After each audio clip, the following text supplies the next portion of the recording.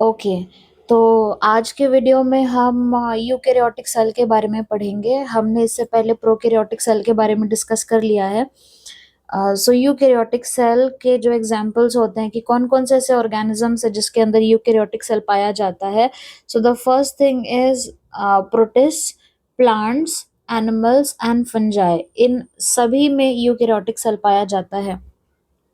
Eukaryotic cell की beauty क्या है या उसकी खास बात क्या है?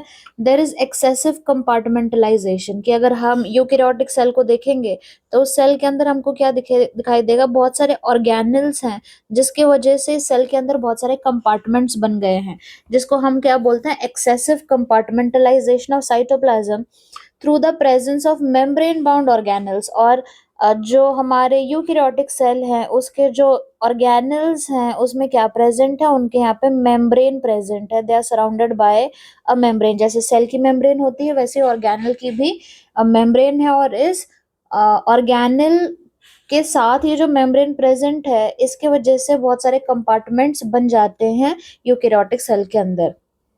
Organise nucleus with the nuclear envelope. अगर हम यूकेरियोटिक सेल को देखें तो उसमें क्या प्रेजेंट है, उसमें न्यूक्लियस प्रेजेंट है, और nucleus is surrounded by the nuclear membrane, और जिसको हम न्यूक्लियर एनवलप बोल रहे हैं। ठीक है। Genetic material is organized as chromosome. Again we have to look at the same thing. अगर हम सेल देखें, सेल के अंदर क्या प्रेजेंट होता है, न्यूक्लियस प्रेजेंट होता है। तो न्यूक्लियस के अंदर, क्योंकि हम सबको पता है कि न्यूक्लियस के अंदर डीएनए पाया जाता है, so this is the cell, और इसके अंदर ये न्यूक्लियस है, और न्यूक्लियस के अंदर क्या प्रेजेंट होता है, डीएनए प्रेजेंट होता है। ठीक है। तो ये जो डीएनए है हमारे यूकेरियोटिक सेल का, इसमें ये क्या बता रहे हैं कि जो डीएनए है ये किसके फॉर्म में प्रेजेंट है, ये एक्स के फॉर्म में प्रेजेंट है, और ये जो एक्स शेप स्ट्रक्चर है इसको हम क्या बोलते हैं, क्रोमोसोम बोलते हैं। ठीक है। So you can see here, यहाँ पे मैंने बनाया है कि जो हमारे क्रोमोसोम्स होते हैं they are nothing but a particular structure जो कि किससे बना हुआ है, डीएनए से बना हुआ है। ऐसे डीएनए इसके ऊपर मतलब ऐसे कॉइल्ड रहता है DNA inside the chromosome, and this particular structure is called as the chromosome. ठीक है। तो जेनेटिक मटेरियल के बारे में क्या लिखा है, तो जेनेटिक मटेरियल जो होता है यूकेरियोटिक सेल का, वो किस तरीके से ऑर्गेनाइज्ड है, वो क्रोमोसोम के फॉर्म में ऑर्गेनाइज्ड है। Eukaryotic cell has complex locomotory and cytoskeletal structure. Locomotory का मतलब क्या है, सेल के मूवमेंट के लिए उसमें कुछ स्ट्रक्चर्स पाए जाते हैं, एंड सेल का जो शेप मेंटेन करता है या सेल किस तरीके से दिखता है, अलग अलग डिफरेंट शेप के सेल्स होते हैं, तो वो कौन मेंटेन करता है, वो साइटोस्केलेटल स्ट्रक्चर्स मेंटेन करते हैं। जैसे हमारा जो ह्यूमन बॉडी है उसका स्ट्रक्चर या उसका शेप कौन मेंटेन करेगा, हमारे स्केलेटल सिस्टम की वो रिस्पॉन्सिबिलिटी होती है कि हमारा एक पर्टिकुलर शेप रहता है ना ह्यूमन बींग्स का। तो वैसे ही सेल के अंदर भी क्या है, सेल का जो स्केलेटन है उसको हम बोल रहे हैं साइटोस्केलेटन, और ये इस तरीके से प्रेजेंट होता है जो कि सेल को एक पर्टिकुलर शेप देता है। प्लांट सेल और एनिमल सेल, जैसे हमने यहाँ पे पढ़ा है कि प्लांट और एनिमल सेल दोनों भी क्या है, यूकेरियोटिक सेल है। तो हमको इसमें ये पता होना चाहिए कि प्लांट और एनिमल सेल दोनों भी एकदम सेम नहीं है, सिमिलर नहीं है। There are certain differences. Okay. तो प्लांट सेल जो है इसके अंदर क्या क्या पाया जा रहा है, they are having a cell wall. Cell wall होता है प्लांट सेल के अंदर, प्लास्टिड होता है, एक वैक्यूल होता है जो कि लार्ज और सेंट्रल वैक्यूल होता है, जो कि majority of the space of the plant cell occupy करता है। और ये सारी चीजें एनिमल सेल के अंदर एब्सेंट होती है। क्या क्या चीजें एब्सेंट है, सेल वॉल एनिमल सेल के अंदर नहीं है, प्लास्टिड नहीं है, और लार्ज सेंट्रल वैक्यूल भी प्रेजेंट नहीं है। ठीक है। और एनिमल सेल में भी ऐसे कुछ स्ट्रक्चर्स होते हैं जो प्लांट सेल के अंदर पाए नहीं जाते हैं। सो एनिमल सेल के अंदर है सेंट्रियोल, जो कि प्लांट सेल के पास नहीं होता है। और सेंट्रियोल का फंक्शन क्या होता है, written here, the function of centriole is to help in cell division. Cell के डिविजन में जो ऑर्गेनल मदद करता है उसको हम सेंट्रियोल बोलते हैं। आपकी एनसीईआरटी के अंदर प्लांट और एनिमल सेल का डायग्राम दिया हुआ है, तो उसको पहले हम देख लेते हैं। The first structure which is given here is of a plant cell. तो प्लांट सेल के अंदर क्या क्या प्रेजेंट है, और जो चीजें एक्स्ट्रा प्रेजेंट है उसको मैंने हाईलाइट कर दिया है। What are the organelles present in the plant cell? First we have the nucleus. Nucleus पाया जाता है, न्यूक्लियस के अंदर न्यूक्लियोलस होता है, यहाँ पे we can see Golgi apparatus present है। जो न्यूक्लियस को सराउंड करता है, जो एनवलप, उसको हम न्यूक्लियर एनवलप बोलते हैं। और न्यूक्लियर एनवलप के अंदर मैंने यहाँ पे ड्रॉ किया है कि न्यूक्लियर एनवलप के अंदर दो मेम्ब्रेन से ये बना हुआ होता है, एक तो आउटर मेम्ब्रेन होती है और एक इनर मेम्ब्रेन होती है। और इसका डिटेल हम जब nucleus as a cell organelle पढ़ेंगे उस टाइम पे इसको हम डिस्कस करेंगे। Next one is plasma membrane is present, जो कि हर सेल में प्रेजेंट होती है। What is unique about the plant cell is a large central vacuole, so this thing here is a large central vacuole. Okay, then we have another structure middle lamella, को भी हम detail में बाद में पढ़ेंगे। Then cell wall, आपको पता ही है प्लांट सेल की जो सेल वॉल है वो किससे बनी हुई होती है, सेल्यूलोज से बनी होती है, ठीक है। Then you have mitochondria present in the plant cell, ribosome जो हमने प्रोकैरियोटिक सेल में देखा था कि वो प्रोटीन फैक्ट्री होता है। Another next unique, third unique thing, first unique thing about plant cell is उसमें वैक्यूल पाया जाता है, उसमें सेल वॉल पाया जाता है, उसमें क्लोरोप्लास्ट प्रेजेंट होता है। देन साइटोप्लाज्म है, पेरोक्सीसोम्स है, माइक्रोट्यूब्यूल है। ये यहाँ पे हमने पढ़ा था ना सेल के अंदर साइटोस्केलेटन होता है, तो माइक्रोट्यूब्यूल प्रेजेंट है, प्लाज्मोडेस्माटा प्रेजेंट है, smooth endoplasmic reticulum, lysosome and rough endoplasmic reticulum. This is the structure of the plant cell. Okay, then we move on to the structure of animal cell। और animal cell के अंदर जो unique बात है वो क्या है, it has got सेंट्रियोल, जो कि हमारे एनिमल सेल के सेल डिवीजन में मदद करता है, ठीक है। तो सेंट्रियोल कहाँ पे प्रेजेंट है, this is where I'm highlighting centriole. और क्या चीजें प्रेजेंट है, माइक्रोविलाई है, plasma membrane, peroxisome, lysosome, ribosome, mitochondria, rough endoplasmic reticulum, cytoplasm, nucleus, nucleolus, nuclear envelope, smooth endoplasmic reticulum and Golgi apparatus, ये सारी चीजें हमारे एनिमल सेल के अंदर पाई जाती है। तो जो पहला स्ट्रक्चर हमने देखा वो किसका था, प्लांट सेल का था। सेकंड जो स्ट्रक्चर हमने देखा वो किसका है, एनिमल सेल का है, ठीक है। तो आगे चलते हैं अभी हम।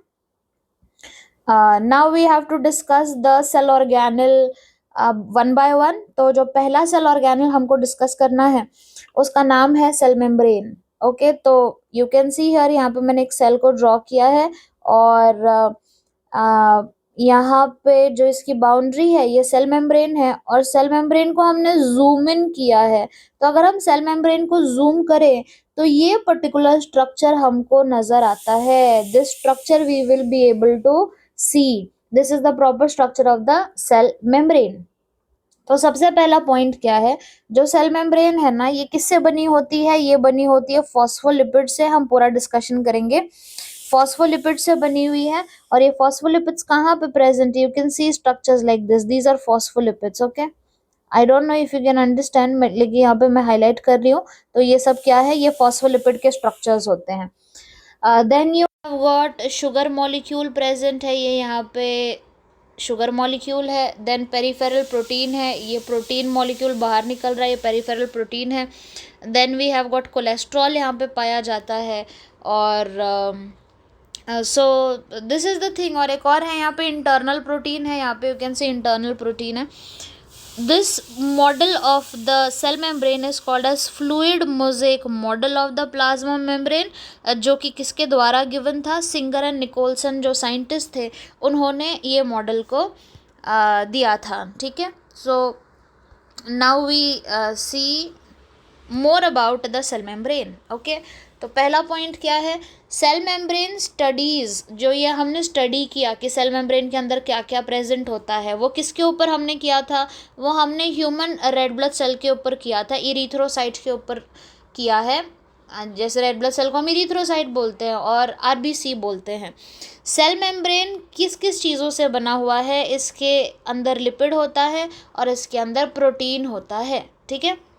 जो लिपिड प्रेजेंट होता है उसका नाम फॉस्फोलिपिड होता है और ये फॉस्फोलिपिड बाईलेयर के फॉर्म में अरेंज्ड रहते हैं, ठीक है।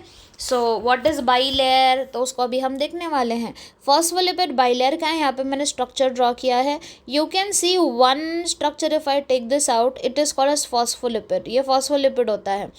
और फॉस्फोलिपिड में आपको ये दिखाई दे रहा है कि उसका एक हेड है ब्लू कलर का जिसको हम बोलते हैं polar head, and it is hydrophilic, मतलब इट इज़ वाटर लविंग और it can interact with water, जो कि बाहर की तरफ निकला हुआ है। ये जो है ना ब्लू ब्लू जो मैंने ड्रॉ किए, ये इसके हेड्स हैं, किसके, फॉस्फोलिपिड के। और ये जो ब्लैक में है ये इसका टेल है, ठीक है। तो हम कैरेक्टरिस्टिक्स पढ़ रहे हैं हेड के बारे में और टेल के बारे में। जो हेड होता है ये पोलर हेड होता है, ये हाइड्रोफिलिक इन नेचर है, ये वाटर के साथ इंटरैक्ट करता है और बाहर की तरफ प्रेजेंट होता है। जो टेल्स होते हैं फॉस्फोलिपिड के, वो अंदर की तरफ प्रेजेंट है क्योंकि वो हाइड्रोफोबिक टेल्स हैं। हाइड्रोफोबिक क्योंकि वो पानी से इंटरेक्ट करना पसंद नहीं करते हैं। तो पानी कहाँ पे प्रेजेंट है, यहाँ पे सेल मेम्ब्रेन के बाहर, सेल मेम्ब्रेन के अंदर पानी है। तो पानी से इंटरेक्ट करने के लिए अगर पानी यहाँ पे भी और पानी सेल के अंदर भी और बाहर भी है, तो ये पोलर हेड जो है ना, ये देखो ये कॉर्नर्स पे जो प्रेजेंट है, ये यहाँ के पानी से भी इंटरेक्ट करेंगे और यहाँ के वाटर से भी इंटरेक्ट करेंगे। और जो टेल है, क्योंकि ये पानी से इंटरेक्ट नहीं करता है, तो जो हाइड्रोफोबिक टेल है they are present on the inner side. और इनर साइड पे क्यों प्रेजेंट है, because they are being provided protection from the aqueous environment on the outer side. बाहर की तरफ है ना एक्वस एनवायरनमेंट है, पानी प्रेजेंट है, जिससे ये टेल इंटरेक्ट नहीं कर पाता है, तो अंदर छुप के बैठा हुआ होता है। बाइलेयर इसको हम क्यों बोल रहे हैं, क्योंकि यू कैन सी हियर, यहाँ पर हमारे पास डबल लेयर है फॉस्फोलिपिड की। एक ये लेयर हो गई है ना, एक ये लेयर हो गई और नीचे आपको दिख रही है सेकेंड लेयर हो गई। तो ये कैसा स्ट्रक्चर है, ये बाइलेयर स्ट्रक्चर है, ठीक है। सो अगर सवाल ऐसा है कि सेल मेम्ब्रेन किससे बनी हुई है, तो हम क्या बोलेंगे, it is made up of phospholipid bilayer. Second, हमारे सेल मेम्ब्रेन के अंदर कोलेस्ट्रॉल भी प्रेजेंट होता है और कोलेस्ट्रॉल के साथ साथ में प्रोटीन एंड कार्बोहाइड्रेट, शुगर भी प्रेजेंट होता है। कार्बोहाइड्रेट क्या है, शुगर है, शुगर है। So what is the cell membrane made up of, पहला जो चीज़ है वो फॉस्फोलिपिड है। सेकंड है सेल मेम्ब्रेन के अंदर कोलेस्ट्रॉल प्रेजेंट है। थर्ड, उसके अंदर प्रोटीन है, कार्बोहाइड्रेट प्रेजेंट है। और प्रोटीन और कार्बोहाइड्रेट ना अलग अलग रेशियोज़ में प्रेजेंट होता है अलग अलग सेल के अंदर। प्रोटीन और शुगर का रेशियो बदल सकता है in different type of cell, okay. So अगर हम एक एग्जाम्पल ले लें जिसके ऊपर हमने सेल मेम्ब्रेन की स्टडी की थी, कौन से सेल के ऊपर हमने स्टडी किया था, रेड ब्लड सेल के ऊपर हमने स्टडी किया था। तो अगर हम रेड ब्लड सेल के ऊपर स्टडी करें, तो ये जो हमारा ह्यूमन इरिथ्रोसाइट है, जो आरबीसी है, उसमें अगर हम देखें तो प्रोटीन की जो मात्रा होती है वो होती है 52%, और जो लिपिड का परसेंटेज है that is 40%। You have to learn this by heart.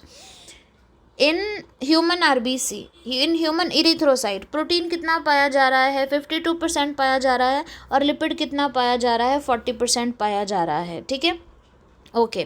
तो हमने फॉस्फोलिपिड के तो बारे में बात कर ली है। अब हमको किसके बारे में बात करना है, प्रोटीन के बारे में बात करना है। ये जो प्रोटीन है जो सेल मेम्ब्रेन के अंदर प्रेजेंट होते हैं, इसको हम दो क्लासेस में क्लासिफाई कर सकते हैं। एक होता है पेरिफेरल प्रोटीन और दूसरा होता है इंटीग्रल प्रोटीन, ओके। तो अगर हमने प्रोटीन का क्लासिफिकेशन इस तरीके से किया है कि पेरिफेरल प्रोटीन है, इंटीग्रल प्रोटीन है, तो मतलब ये हमने किस बेसिस पे क्लासिफिकेशन किया, what is the basis of classification. कभी भी हम बायोलॉजी में या केमिस्ट्री में क्लासिफिकेशन जब पढ़ते हैं तो क्लासिफिकेशन का बेसिस होता है, आपने किस बेसिस पे क्लासिफाई किया है। तो हमारा जो प्रोटीन का क्लासिफिकेशन है that is on the basis of ease of extraction, कि जैसे कि ये सेल मेम्ब्रेन है, इसके अंदर प्रोटीन प्रेजेंट है, तो मैं इस प्रोटीन को कितने आसानी से निकाल लूँगी सेल मेम्ब्रेन के अंदर से, ठीक है। इसी के बेसिस पे कुछ जो प्रोटीन है उसको हम पेरिफेरल बोलते हैं, जो बाहर की तरफ प्रेजेंट है, और कुछ प्रोटीन को हम इंटीग्रल प्रोटीन बोलते हैं, जो कि अंदर की तरफ प्रेजेंट होते हैं, ठीक है। So you can see here, यहाँ पे मैंने ड्रॉ किया है, ये फॉस्फोलिपिड की हमारी बाइलेयर है, और ये बाहर कहाँ जा रहा है, क्या जा रहा है, ये पेरिफेरल प्रोटीन बाहर जा रहा है। और एक प्रोटीन अंदर भी प्रेजेंट होता है जिसको हम बोलते हैं इंटीग्रल प्रोटीन बोलते हैं। So first thing about peripheral protein lies on the membrane surface, membrane के सरफेस के ऊपर पाया जाता है। और इंटीग्रल प्रोटीन या तो पार्शली या तो टोटली बरीड है मेम्ब्रेन के अंदर। ये जो इंटीग्रल प्रोटीन है ये कम्प्लीटली बरीड है मेम्ब्रेन के अंदर, ओके। ऐसा भी कुछ प्रोटीन हो सकता है जो कम्प्लीटली बरीड नहीं है, पार्शली बरीड है, तो इसको हम पार्शली बरीड बोलेंगे, और इसको हम कम्प्लीटली धंसा हुआ है वो सेल मेम्ब्रेन के अंदर, ठीक है। तो ऑब्वियस सी बात है, कौन है आसानी से जिसको हम एक्सट्रैक्ट कर लेंगे, जो बाहर की तरफ प्रोटीन पाया जा रहा है, पेरिफेरल प्रोटीन को हम आसानी से एक्सट्रैक्ट कर लेते हैं क्योंकि वो बाहर की तरफ ऑलरेडी प्रेजेंट होता है। और जो मेम्ब्रेन में एकदम धंसा हुआ है, एकदम घुसा हुआ है मेम्ब्रेन के अंदर, उसको एक्सट्रैक्ट करना या उसको बाहर निकालना बहुत मतलब मुश्किल होगा कंपैरेटिवली, तो उसको हम बोलते हैं इंटीग्रल प्रोटीन। तो ये जो क्लासिफिकेशन था ये किसके बेसिस के ऊपर था? That was based on the ease of extraction के बेसिस पे था, ठीक है। ओके, ये जो एनसीईआरटी में ये जो डायग्राम दिया हुआ है, इसका मतलब इसका नाम क्या है of the model? That is called as fluid mosaic model, जो कि सिंगर एंड निकोलसन ने दिया था, ठीक है। तो आगे का जो हमारा पॉइंट है that is about the fluid mosaic model of the cell membrane which is given by Singer and Nicolson. So it what was the year, कौन से साल में उन्होंने दिया था? 1972 में दिया था। और जो ये है ये